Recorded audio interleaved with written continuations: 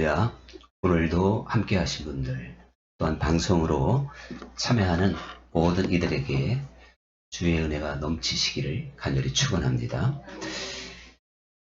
이제 팔복의 말씀 오늘 마지막 시간이 되는 것 같습니다. 그래서 의를 위하여 박해를 받은 자는 복이 있나니 천국이 그들의 것입니다. 이렇게 말씀을 하고 있죠. 이 팔복의 말씀 대부분이 역설적인, 그러니까 패러닥스로 이렇게 되어져 있는데, 그동안 몇몇 긍휼히 여기는 자, 마음이 청결한 자, 화평케 하는 자는 이 패러닥스로 볼 수 없고 이제 순리대로 받는 복인데, 오늘 이 의를 위하여 박해를 받는데 복이 있다. 박해, 핍박, 얼마나 큰 고난입니까? 그런데도 그것이 오히려 복이 있다. 이렇게 말씀을 하고 있기 때문에 상당한 역설이 아닐 수 없습니다. 또한 역설일 때는 그만큼 우리가 소화시키기도 어렵고 받아들이기도 어렵다 하고 하는 것을 우리는 깨달을 수가 있는데요. 이 사실 산상순의 팔복의 말씀이 아니라 부복의 말씀이다. 또 이렇게 말을 하는 사람도 있습니다. 그렇게 말을 해도 무방한 것이 바로 나를 인하여 욕을 받고 또한 이제 박해를 받고 사람들이 거짓으로 너희를 욕하면 복이 있다. 하늘에서 상이 크다. 그것을 부복의 말씀으로 이렇게 분류하는 이들도 있습니다. 그런데 예수님께서 나를 인하여 이렇게 말씀하셨을 때 이 의라는 말이 구약에서는 하나님을 대변할 수 있는 말이 되는 것이고, 신약에서는 예수님을 또한 대변할 수 있는 대표적인 그러한 의미입니다. 그러니까 의를 위하여 핍박을 받는 자에 예수 그리스도 때문에 받는 핍박, 이것이 가장 중요한 의미라고 생각해 볼 수가 있는데요. 그러니까 이 예수님께서 이제 마치 부복의 말씀처럼 들려지는 나를 인하여 박해를 받은 자, 이렇게 말씀을 하심으로 의를 위하여 박해를 받는 것이 어떤 의미인지 이것을 우리에게 좀 더 명확하게 하신 것이다. 이렇게 말씀을 들을 수가 있는데, 이렇게 본다면 우리가 예수님 때문에 받는 박해라고 하는 것은 예수님의 가르침이죠. 또한 예수님의 정신, 그거는 진리 자체인데, 그리스도를 따르는 길, 그리스도의 그 가르침을 따르는 자체가 우리에게 박해를 가져다 줄 수밖에 없는 것이다. 이렇게 이제 생각할 수가 있습니다. 그래서 디모데후서 3장 12절에도 무릇 경건하게 살고자 하는 자들은 박해가 따르리니, 이렇게 당연한 말씀으로 설명하고 있는 걸 볼 수가 있습니다. 즉 경건, 의롭게 살다 보면 당연히 박해가 따르게 된다.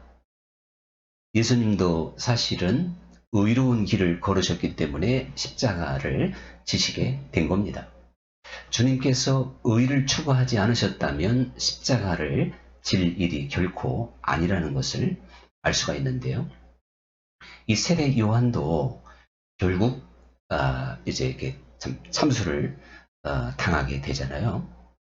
그래서 이 헤롯이 이제 동생의 아내인 헤로디아, 뭐 친동생은 아닌 것 같아요.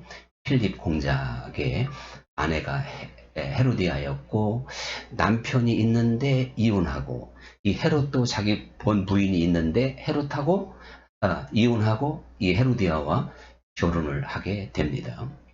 그래서 이혼당한 그 왕비가 그 본국에 돌아가서 이제 그 유대를 공격하는 그런 일까지 벌어지게 되죠. 이것을 당시에 아무도 참 지적하지 않는데 헤롯이 그것뿐만 아니라 세례 요한이 그 결혼 사건뿐만 아니라 성경에 보면 많은 악행을 함께 책망했다고 그랬습니다. 사실 임금에게 책망한다고 하는 건 목숨을 내놔야 되는 것이고, 또한 당시에 선지자니까 그만한 위치, 그래서 헤롯도 함부로 해할 수 없는 그런 사람이었던 건 사실이죠. 아무나 그렇게 할 수 없고 또 할 이유도 없을 텐데 선지자이기 때문에 의로운 길에서 이제 할 수 있었던 겁니다. 결과는 이 세례 요한이 죽어야 되는 그런 상황이잖아요. 그런 상황인 것을 보면서 이 예수님이나 세례 요한이 의로운 삶을 추구하고 또한 의를 따라 살지 않았다면 십자가를 지거나 또한 옥에 갇히고 거기서 목이 잘려 죽는 그러한 어려움을 박해를 받지 않는다고 하는 것은 사실이었습니다.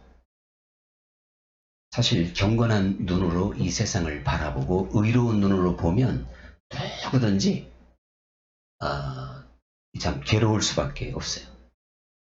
괴로움 자체가 우리에게 오기 때문에 그 괴로움을 못 견디니까 요즘 말로 말하면 데모를 하기도 하고 막 소리치기도 하고 이제 그렇게 되는 것이죠.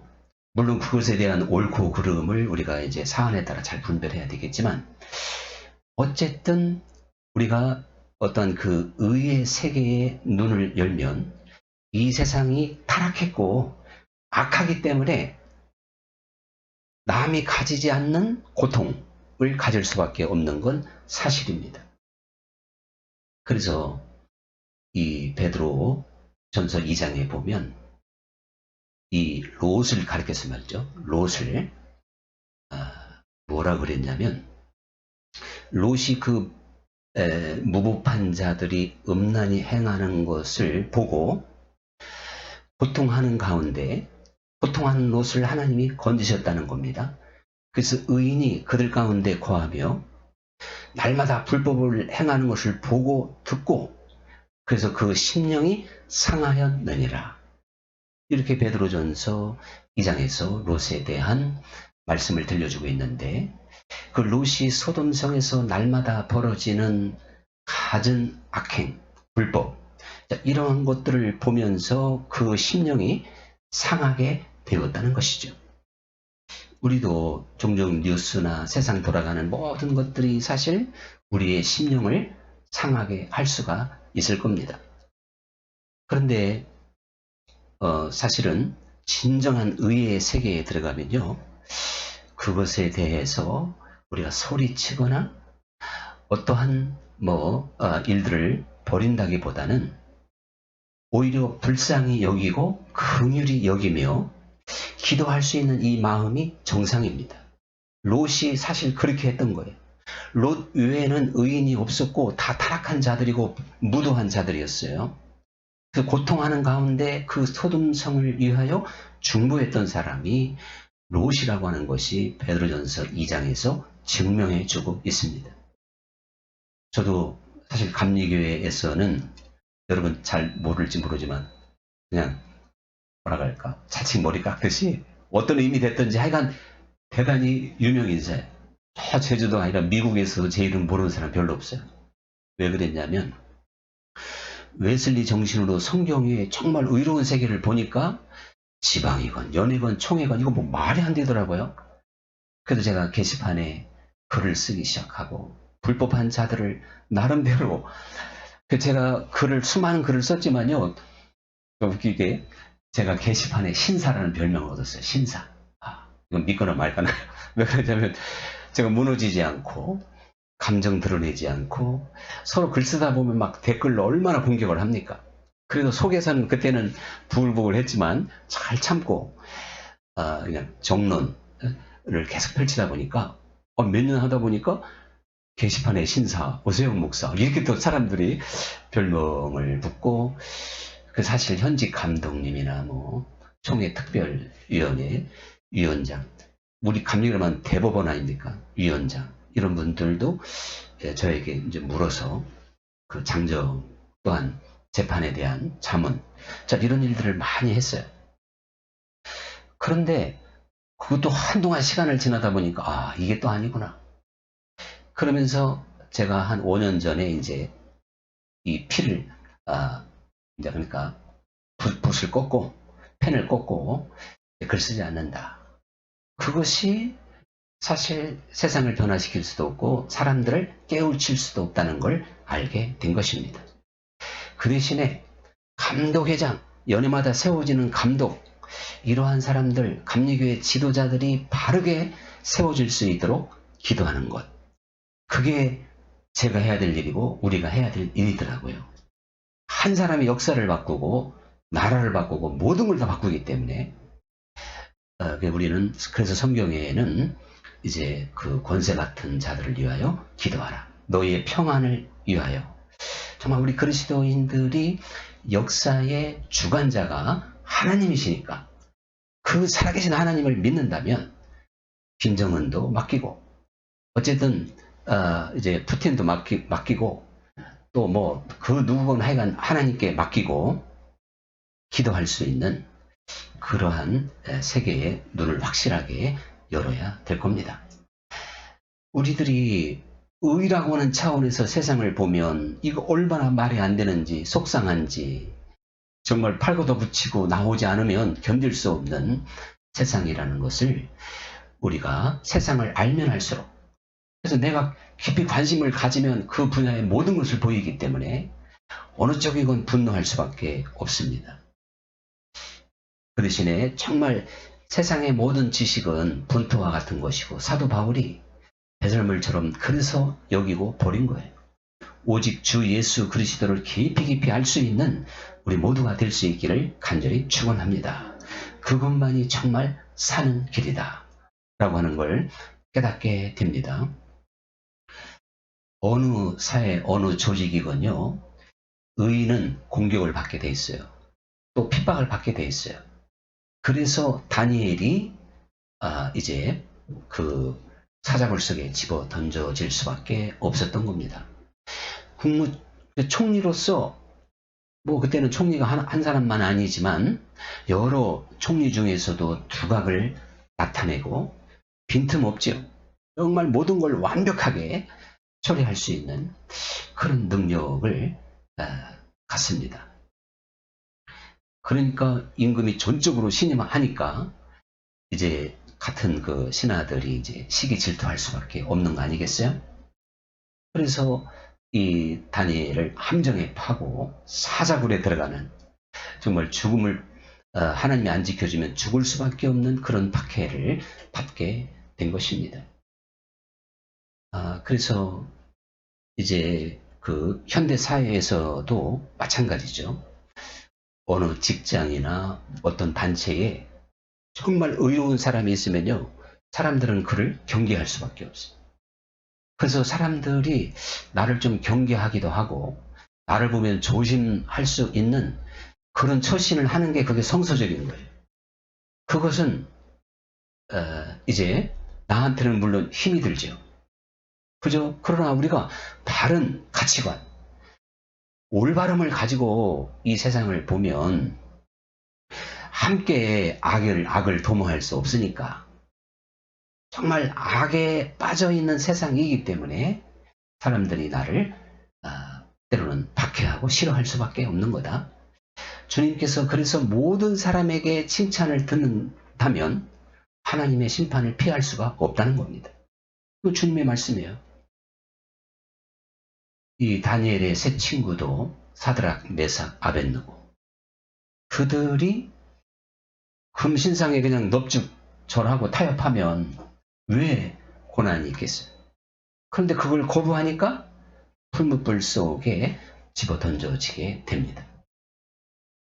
그래서 이제 정말 성경에 나와 있는 인물들이나 그 누구를 본다 할지라도 이제 의롭게 길을 걸어가다 보면 항상 고난은 필수적으로 핍박은 따르게 됐다 하는 것을 어디에서든지 찾아볼 수가 있는데, 오늘 이 팔복의 말씀이 그런 의미로 지금 결론으로 말씀하고 있어요.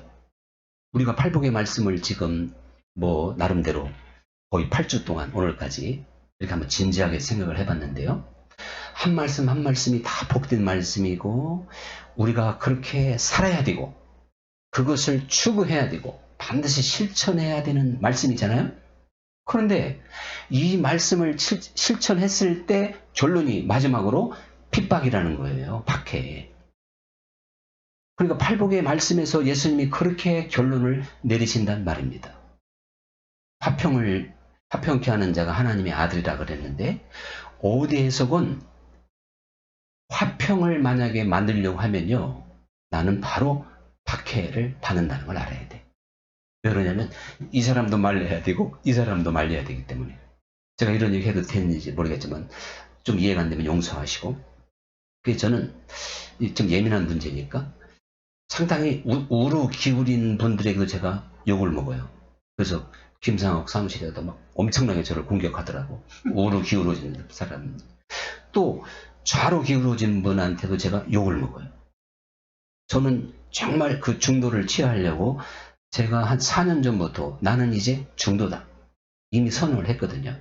중립이다. 그리고 그렇게 하려고 노력을 많이 했어요. 그래서 그 공개적인 자리에 사업회에서 말했더니 저를 완전히 아주 회색 분자 이상한 사람으로 몰아붙이면서 공격이 금방 들어오더라고요. 사실 그렇게 되듯이 우리가 화평을 위해서는 어떠한 중도, 중용, 이러한 도리에 서야 될 때가 많이 있죠. 너무나도 많이 있습니다. 그러니까 우리가 왜 의로운 길을 걸어가면 사람들이 나를 박해할까?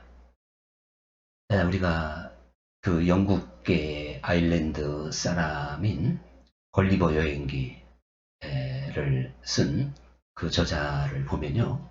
그 걸리버 여행기가 이제 배를 타고 좌초되면서 네 나라를 우연히 떠돌게 돼. 첫 번째가 서인국, 그 다음에 이제 거인국, 이런 식으로 네 나라를 이렇게 이제 참 떠밀려서 뭐 또 도망가면서 이렇게 피신하게 되는데, 이 서인국에 가니까 걸리버가 너무 커서 이상한 거예요. 그래서 기절해 있는데도 그냥 두려우니까 꽁꽁 묶고 죽이려고 하고, 또 거인국에 가니까 나는 또 메뚜기 같아가지고 이게 사람들한테 또 적응이 안 돼요. 사실 이 걸리버 여행기야말로 어떠한 풍자 소설의 끝판왕이다. 그렇게 평가를 내려서 진정한 소설이다. 그런 평가도 하더라고요. 왜 그런가 하면 그 당시에 어떤 이게 물론 1721년도니까 뭡니까, 계몽주의가 아직 생기지 않았고 낭만주의도 안 생겼지만 그래도 이제 산업화 시대와 함께 사람들이 어떠한 지식과 문명이 상당히 발전, 그런 단계에서도 그 사람의 문명의 발달과 지식의 축적이 얼마나 무가치하고 얼마나 또한 그게 편협된 것인가를 깨우쳐주기 위해서 이 소설을 걸리버 여행기로 쓰게 됩니다. 그러니까 나와 전혀 다른 나라에 갔을 때 나를 박해하고 죽이려고 하지요. 이 소설 속에서 마찬가지예요. 우리는 의에 섰다고 하는 것은 하나님 나라에 섰다는 것이고 하나님 나라에 부름 받았다는 것입니다. 나는 이제 육적인 사람이 아니라 영적인 사람이 되었다는 사실이죠.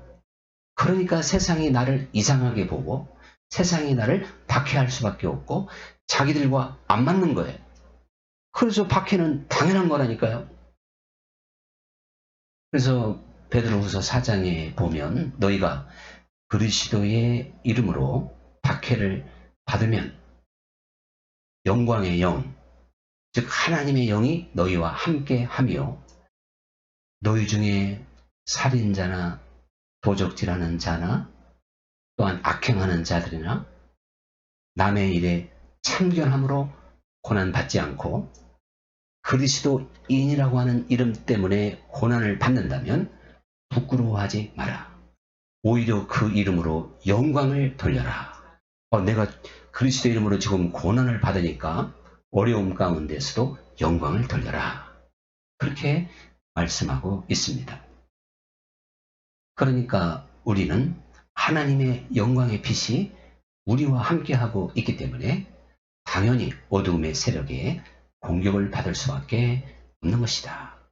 이렇게 말씀하고 있는데 계시록에 보면 사실 많은 사람들이 이걸 잘못 해석하게 되면 참 이상한 그런 신앙생활이 될 수도 있는데 666이라고 하는 아주 유명한 그런 내용이 있잖아요. 그래서 666이 뭐냐? 이마와 오른손에 바코드나 배드칩을 받는 거다. 막 이래가지고 우리가 카드가 나오고 또 카드도 어려우니까 또 사람들에게 뭔가 손에다가 이제 레이저를 쏘려고 하는 막 이렇게까지 나오니까 앞으로 그렇게 될지도 모르겠죠. 사람들이 봐라 이게 666이다. 이렇게 하면서 사람들을 호도하고 참 공포의 분위기로 몰아놓고 우리가 그렇게 인식하게 되면 애매하게 그야말로 남의 일에 간섭하다 고난받는 거게 되겠죠. 베드로 전서 4장의 아까 말씀처럼. 그런데 이 666은 당시에 계시록을 받아보는 유대인들, 환난 가운데 있는 이들은 마귀의 숫자라고 하는 걸 알아요. 마귀의 숫자, 마귀. 그리고 사단, 헬라어를 숫자로 바꾸면 666이 돼요. 그렇기 때문에 근데 그 표를 받지 않으면 매매할 수 없게 만든다는 거예요. 매매가 안 돼. 우리가 지금 당장 어디 마트나 어디 가서 물론 현금만 없다면 저 버스도 지금 현금 없으면 현금이 카드 없으면 못하죠. 버스 당장 못하. 전철도 우리가 못하게 돼 있어요.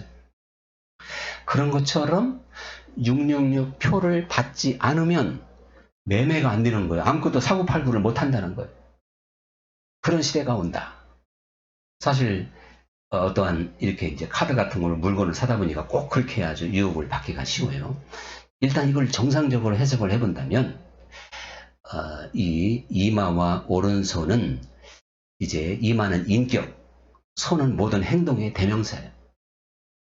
우리가 그리스도인이라고 하는 이름으로 바로 서면 세상에 하지 못할 게 많다는 거예요. 거래하지 못할 게 많다는 거예요. 그러니까 화투 치는 사람하고 같이 노름방에 어울릴 수 없고 나는 그리스도이니까 술 먹는 사람 같이 어울릴 수 없고 뭐 마약하는 사람 같이 못하고 그건 아주 기본적인 예가 되겠지만 이렇듯이 우리가 이 세상에서 그리스도인들이 거래하지 못할 게 매매하지 못할 게 너무 많은 줄 믿습니다. 우리나라는 이제 그렇지 않겠지만 사실 우리 또 군인 가족들도 있고 하지만 군인 가족뿐만 아니라 공무원 세계 옛날에는 뇌물이 아니면 승진이 안 된다고 했던 시절이 제가 이제 어렸을 때 시절인 것 같아요. 지금은 뭐 이제 그렇지 않다고 봅니다만은. 그런데요, 다른 분야는 나 잘 모르겠어요. 그러나 우리 교회 분야는 제가 전문가잖아요. 그냥 그러니까요. 뭐 이것도 하나에 다 누구든지 들으면 한 사람이라도 듣고 회개해야 되니까. 사실 큰 교회에 이렇게 갔던 분들을 보면 두 가지. 하나는 누구 말대로 줄을 잘 서서 정치, 감독이나 아니면 어떠한 정치를 잘해서 교회를 잘 바꿔줄 수 있는 그런 사람의 가방 멋지라 그러나 한번부터 시작해가지고 그냥 그렇게 해서 눈에 들어서 소개해가지고 가는 케이스. 근데 그거는 사실 거의 드물어요. 왜 그러냐면 감독회장도 한 군데도 자리 소개 못합니다. 그게 현실이에요. 근데 정말 이 성직이 돈으로 사고 파는 시대가 돼버렸어요. 그냥 우리끼리 아니라 뭐 저는 제 스타일이니까 한번 웃자고 한번 얘기해 보자고요. 결산이 1억 난 교회는 1억을 줘야 된대. 그래야 갈 수 있대. 2억이면 2억이고 3억 결사님은 3억을 줘야 그 자리 갈 수 있대요. 누가 야 그럼 5억이면 5억 줘야 되냐 그러니까 그건 프리미엄이 붙어가지고 7억을 줘야 된대. 자, 이것이 지금 실제가 그럴 수도 있겠지만 이거 여전히 고쳐지지 않는. 그래서 저야 다 알잖아요. 누가 이렇게 큰 교회 갔는데 그 사람이 큰 교회 가는 과정이 다 보여. 과정이 보이거든요. 그때 저는 진심으로 기도해서 하나님, 제가 지금 이렇게 어렵고 힘들지만 저렇게 부정한 방법으로 큰 교회 간 사람보다 아이고 제가 행복합니다. 그렇게 제가 사실 그런 일을 볼 때마다 반드시 그런 마음을 가졌어요. 그리고 저는 공개적으로 야 나한테 아무리 큰 교회가 나오라 해도 10만 원만 주면 보내줄게 해도 나는 안 간다 그랬어요. 10만 원이 아니라 만 원만 줘도 받아줄 그런 조건이라면 가면 안 되죠. 하나님 오시면 만 원이나 뭐 1억이나 5억이나 마찬가지 아니에요? 근데 제가 사실 이 기관에 들어오면서 선의로 제가 정말 어려운 사람 얼마나 많이 돕냔 말이죠. 전임자가 너무너무 어려워서 제가 선의의 어떤 제가 참 도움의 손길을 줬는데 그걸 또 이상하게 뒤집어 가지고 저를 결정적으로 떨어뜨렸어요. 재작년에 진짜 감리교에서 가장 좋은 교회라 해도 과언이 아닌데 제가 지금 설교 속상에 얘기하잖아요. 없는 얘기하는 게 아니니까. 그랬는데 참 다른 건 다 떨어진 게 문제가 아니라 야 오세영 목사가 쉽게 말하면 매간매직 그 자체가 엄청나게 자존심을 상하게 만들고 정말 괴롭더라고요. 그래도 하나님께 맡기고 그저 기도하다 보니까 계속 하나님이 저를 이렇게 좀 높이시는 작업을 하고 있는 걸로 보입니다. 그래서 작년에도 복음 가는 교회 일이 있었고 분명히 저처럼 부족한 사람한테 이 나이에 또 그런 일이 벌어졌다면 하나님의 카드가 곧이 몰라 때는 잘 모르겠지만 하나님의 카드를 믿어야 될 줄 믿습니다. 그건 확실한 거죠. 그래서 우리들이 뭔가 편법을 쓰고 불법을 하면 금방 점프할 수도 있고 그리고 누구든지 높은 자리에 올라가면 특히 뭐 어디건 30대 기업, 10대 기업, 100대 기업 이거 차이가 어마어마하잖아요. 충수들 모인 자리에서 세상 이치가 그러하듯이 우리가 어떠한 불법을 딛고 이 세상에서 성공자의 모습으로 교만함이나 이러한 것을 산다면 이거 정말 얼마나 불쌍한가. 의의 세계에서 비춰보면 하나님의 심판을 어떻게 피할 수가 있겠나 하는 것을 정말 제가 강조하고 싶다 보니까 저는 그냥 뭐 솔직하다 보니까 어쨌든 제 스타일이니까 있는 얘기 없는 얘기 들려드리기도 했습니다만은 이 박해라고 하는 것이 말이죠. 호의 다디오 호의 데디오 금의 노미라는 말이에요. 한참 하다 보니까 이제 잠깐 외웠던 게 갑자기 너무 길어서 생각이 안 나네. 다시 하라면 또 혹시 들으면 이제 그렇게 비슷하게 맞췄다고 생각하고. 그런데 그게 바로 뭐냐면요. 포수에게 짐승들이 막 쫓겨갈 때 얼마나 다급합니까? 포수의 총구 엄청난 박해고 핍박이죠. 그렇게 막 정신없이 도망가는 짐승 그런 상황 그게 박해. 그리고 전쟁에서 이제 후퇴 아니면 이제 밀려서 막 도망갈 때 얼마나 황급히 후퇴해야 되냔 말이죠. 걸음아 나 살려라. 36개. 그때 그 다급한 마음 이게 바로 박해라는 말입니다. 우리가 다른 사람이 나를 공격하고 박해할 때는 정말 그런 상황에 몰리게 되는 거예요. 그래서 로마의 네로 황제를 비롯해서 10명의 황제가 250년에 걸쳐서 기독교를 핍박하는데 그때 그 원형 경기장에서 사자들의 밥이 되기도 많이 했지만 보이지 않는 곳에서 돌에 맞고 톱에 키고 칼로 찔림을 받고 양과 염소의 가죽만 입고 이제 유리하는 자가 되고 궁핍, 환난, 학대, 또 불의 공격 그리고 이제 더 좋은 부하를 믿기 때문에 잠시 받는 고난을, 그 고문을 피하지 않았다. 또 조롱, 그리고 채찍질, 또 결박, 감옥에 갇히는 것, 그리고 들이나 산이나 그 동굴이나 토굴에서 유리하는 자로 사는, 이러한 박해를 받게 됐습니다. 그래도 그 가운데에서 이제 그러한 모든 어느 하나만 들어봐도 생명의 위협이고 정말 세상에서는 견딜 수 없는 그런 고통스러운 순간이잖아요. 그렇기 때문에 우리들이 이 박해라고 하는 게 결코 만만한 게 아니다, 그런 이야기죠.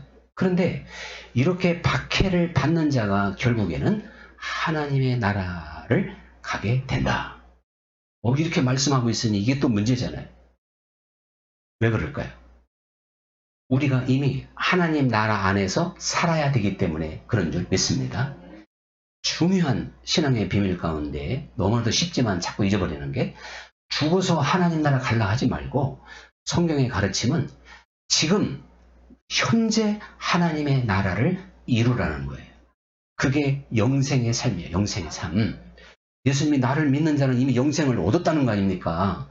지금 영생의 삶을 사는 게 천국 안에 사는 건데, 천국 안에서 사는 것의 대표적인 것이 의롭게 사는 거라니까요. 의롭게. 그러다 보면 박해를 받는다니까요. 뇌물을 안 주고 뇌물을 받지도 않으니까 또 박해를 받는다니까요. 이러한 의로운 삶을 추구하게 되면 우리가요, 이제 로마서 8장에 보면 후사면 곧 하나님의 후사요, 그리스도의 후사라는 거예요. 그러면 그리스도의 후사라면 그와 함께 영광을 받기 위하여 고난도 받아야 할지니라. 그게 로마서 8장 17절입니다. 그러면서 바로 지금 현재의 고난은 장차 우리가 받을 영광과 좋게 비교할 수 없도다. 그래서 오늘 팔복의 말씀 결론이 주님 때문에 박해를 받고 욕을 먹고 사람들이 거짓으로 너를 이제 힘들게 하면 기뻐하고 즐거워하라는 것이잖아요. 기뻐하고 즐거워하랍니다. 왜? 하늘에서 상이 크도다. 하나님 나라에 갈 뿐만 아니라 하나님 나라에서 상이 크도다. 그러면서 이전에 너희 선지자들도 이와 같이 박해를 받았느니라. 구약에 나와 있는 모든 선지자들은 다 박해를 받았어요. 왜? 그 시대에 의로운 소리를 했기 때문에. 대표적으로 에레미야죠. 눈물의 선지자 에레미야. 에레미야가 유다의 마지막 선지자로, 이사야는 100년 전에 예언했지만 에레미야는 예언하고 자기가 망하는 걸 눈으로 확인한 사람이에요. 그런데 그렇게 나라가 망한다는 예언을 회개하지 않으면 망한다는 말을 하니까 감옥에 갇히고 고생의 떡을 먹어야 되는, 우리가 현대에도 감옥에 가장 괴로운 데가 독방, 벌방이라는 게 있잖아요. 그런 감옥이 있다고 그러는데, 이제 왕궁에 있는 예레미야가 들어갔던 그 감옥은 벌방하고는 비교가 안 돼요. 부더기들이 우울거리는 진흙과 함께 고생의 떡을 먹고 고생의 물을 마셔야 되는 엄청난 그 고난 가운데서 에레미야가 견뎠던 걸 보게 됩니다. 사실 우리가 정말 냉정하게 잘 분별해야 돼요. 부모님들이 공부해라, 자꾸 바른 말 하면 자녀들이 싫어합니다. 오늘날도 하나님의 말씀이 우리가 정말 하나님 말씀을 들으면 육은 싫어요. 근데 영은 그거를 기쁨으로 받아들일 수가 있어요. 그래서 우리는 내 육적인 요소를 할 수만 있으면 제거하고 더욱 영적인 사람이 돼서 정말 그 의로운 하나님의 말씀에 귀를 기울이고, 자칫 잘못하면 정말 하나님의 말씀을 핍박할 수도 있다니까요. 그래서 이삭과 에서를 보면 알 수 있어요. 에서는 진리가 아니란 말이에요. 이삭이 진리란 말이에요. 그게 율법과 복음을 비교하고 있는데, 근데 결국 이삭이 핍박을 받아요. 오늘날도 마찬가지예요. 사람들의 귀를 즐겁게 하고 사람들의 마음을 맞추는 곳에 사람들은 기뻐하고 감사하고 아이고 은혜 받았습니다. 좋은 말씀입니다. 그럽니다. 그런데 그 심령을 뒤집고 또한 그의 모습을 보게 하고 참된 길을 가르쳐주면 싫어한다니까요. 저도 이게 참 평생 제 십자가인데, 근데 이제 30대 40대하고는 다르게 제가 노련하게 접근하기 때문에 제 설교를 들으면 누구나 다 좋아하더라고요. 할렐루야. 이거 다 아멘 할 줄 알았어요. 제 사경회를 하던 몰래 자랑하니까 정말 용서하시고, 제가요 감리교 연합성회, 지방연합성회를 한 7군데를 갔어요. 근데 자기들이 이번에 오신 분이 최고의 강사다. 이거 자랑이라고 생각한다면 용서하시고, 그냥 뭔가 참 제가 얘기를 해야만이 우리가 마음을 열고 더 확실하게 교제가 될 것 같아서 드리는 거니까 이해해 주세요. 그것을 사람들이 말하나 그건 알잖아요. 분위기를 보면 알고. 그러한 그만큼 사람들이 진실한 목소리, 정말 예수님도 얼마나 영적인 말씀을 했냔 말이에요. 그러나 인산인해가 되도록 모였습니다. 근데 그 말씀을 생각과 마음에 새기는 게 문제지. 그 말을 듣고 행할 수 있어야 반석 위에다가 집을 짓는 자인데, 그저 듣기는 잘 들어도 입에서는 달지만 속에서는 쓰다 그랬잖아요. 그래서 사실 영적인 사람이 육적인 설교를 듣는 것처럼 고문이 또 어디 있겠어요. 그거 참 힘든 일이거든요. 오늘 시간이 많이 갔습니다. 결론은 우리들이 하나님 앞에 참 깨어있고 눈이 밝아지고 귀가 밝아지고 의로운 길을 걷다 보면, 참 예와 아니오를 또 확실하게 해야 되니까 사람들에게 공격당할 수도 있지만 그리스도께 중심을 잘 맞춰서 어리석은 자를 깨우치고 또한 죄 가운데 걸어가는 사람을 바로잡을 수 있는 우리의 삶이 돼야 되겠습니다. 오늘의 찬양 드리겠습니다.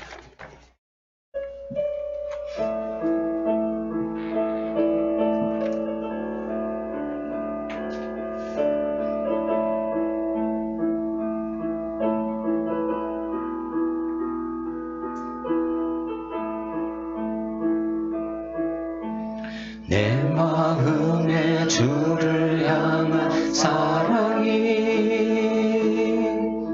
나의 말엔 주가 주신 진리로 나의 눈에 주의 눈물 채워주소서.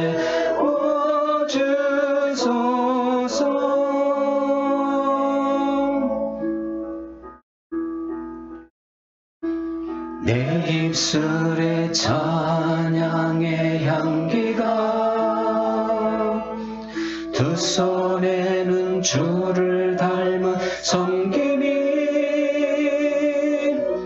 나의 삶에 주의 흔적 남게 하소서.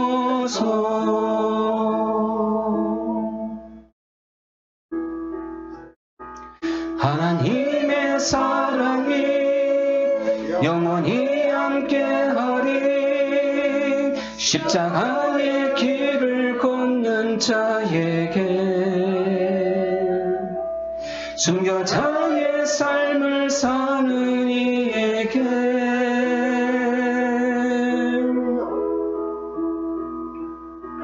조롱하는 소리와 세상 유혹 속에도 주의 순결한 신부가 되리라.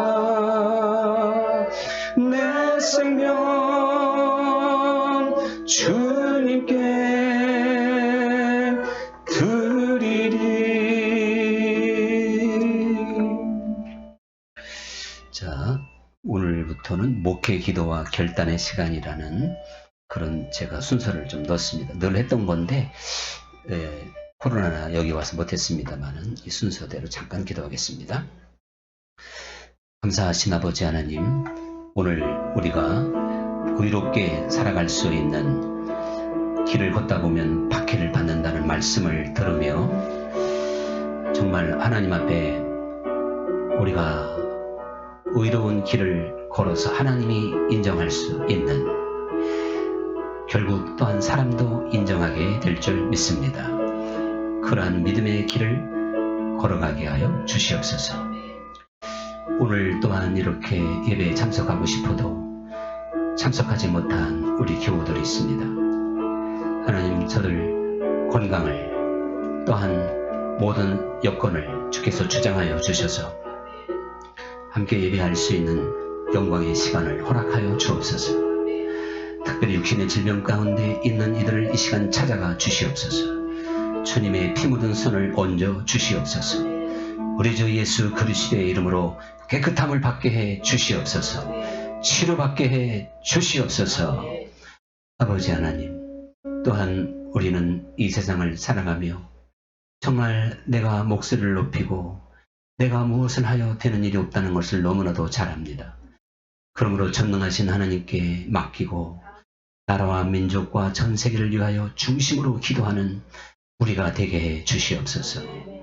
우리의 삶이 기도로 가득 차면 사람에게 할 말이 없는 줄 믿습니다. 하나님은 역사의 주관자시고 모든 것이 하나님 손에 있습니다. 우리의 짧은 현대사를 본다 할지라도 모든 것이 하나님의 역사와 주관 가운데 이 민족의 역사가 이어진 줄 믿습니다. 남북 분단, 사람의 힘으로 능으로 할 수 없는 어려운 문제지만 오직 주님만이 하실 줄 믿습니다. 역사하여 주시옵소서. 또한 이 나라를 지도하며 다스리는 모든 이들이 하나님 올바른 분별력과 판단력을 가지고 잘 이끌어갈 수 있도록 저들에게 지혜를 더하여 주옵소서. 하나님께서 친히 가르쳐 주시고 누구를 통해서라도 깨닫는 역사가 지도자들에게 있게 하여 주옵소서. 주 예수 그리스도의 이름으로 기도합나이다. 아멘. 특송 보겠습니다.